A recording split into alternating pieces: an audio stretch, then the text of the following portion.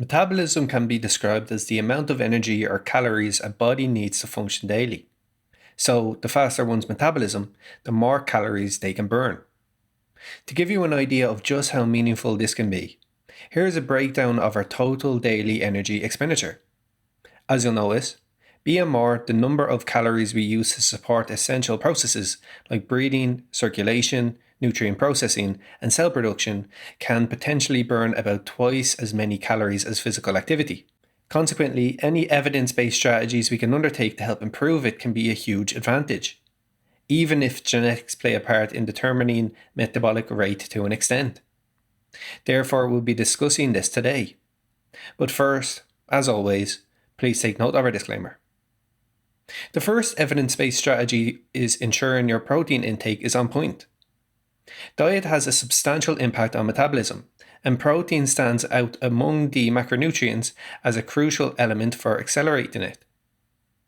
Protein is the fundamental building block for many bodily processes, possesses special qualities that can speed up metabolism, and is the most filling macronutrient, so it improves calories in as well as calories out. The amount of protein recommended while losing weight varies from source to source, but a good rule of thumb is about 30% of your daily calories. Here are 3 ways backed by science of how it helps metabolism. 1. The thermic effect of food can be described as the increase in metabolism that occurs during digestion, absorption, and utilization of nutrients. Going back to our total daily energy expenditure chart, you'll see it makes up about 10% of the calories the average person expends. The reason why protein has a special consideration for it is that it has a greater thermic effect than fats and carbs combined. In other words, since processing and breaking down protein requires more energy, more calories will be burnt from an improved intake. 2. Protein intake influences protein synthesis, a process through which the body produces new proteins. The better the protein consumption, the better you can provide the amino acids used as building blocks for it. Although this alone might aid in weight loss significantly, it does help raise overall metabolism, which can. And 3. Protein is essential for post-exercise muscle repair and growth.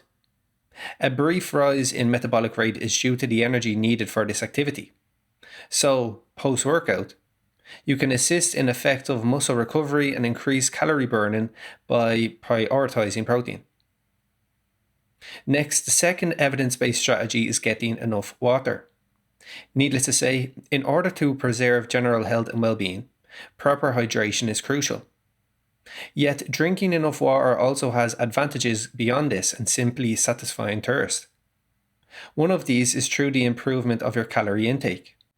This is because, for one, dehydration can often be mistaken for hunger by the brain, so drinking sufficient amounts of it regularly means you'll make smarter food choices at meals and manage portion sizes better. And 2, water can replace high-calorie drinks, which no doubt will result in a lot fewer calories consumed over the course of a week. Yet another advantage of water, relevant to today's topic, is its effect on metabolism. Your body consumes calories at rest to maintain essential physiological functions referred to as resting energy expenditure. Being well hydrated has been demonstrated in studies to increase resting energy expenditure, since it gives the body a better opportunity to control the body temperature, provide nutrients, and remove waste products, all of which require energy. Besides this, like food consumption has a thermic effect on metabolism, there's one from water too. That's because following its consumption, the body will need to bring the water temperature up to the heat of the body. One study showed that drinking 17 ounces of water increases resting metabolism by 10 to 30% for about an hour. Moving forward, we then have to exercise more. Indeed, all forms of exercise can positively affect metabolic rate, but in particular, high-intensity interval training, or HIIT, as you're probably more familiar with, is said to have the best effect. Short bursts of vigorous activity are interspersed with quick rest intervals in HIIT. And with this increased exertion comes more of a need for the muscles to repair themselves and ultimately a higher energy demand. On top of this, the afterburn effect, otherwise referred to as excess post-exercise oxygen consumption, is also a factor.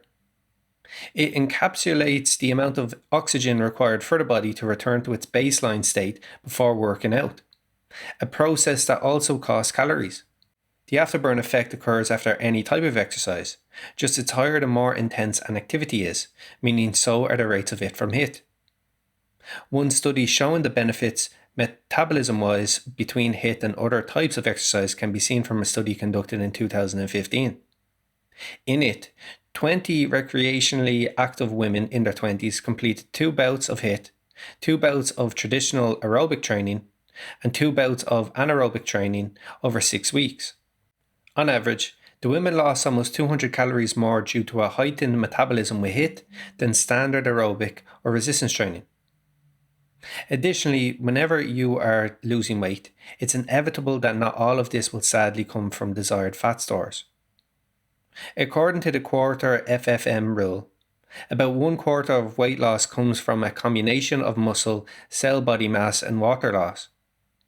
And with this decline in muscle in particular, can come a decline in metabolism, since muscle mass quantity contributes considerably to it. However, an advantage of HIIT is that it stimulates muscle fibers and activates the body's anabolic response to a greater degree than steady state cardio. As a result, by including it on a weight loss diet, you'll help hold on to muscle better and hence aid metabolism. On a side note, if you're interested in undertaking our evidence-based and results-backed personalized Plato weight management program, please click the link in the top right-hand corner of the video or follow the link in the description. Finally, another way you'll often hear to promote your metabolism is through fat burners. But the only real way these may help metabolism, according to the research that's been done on human studies, is through their caffeine content.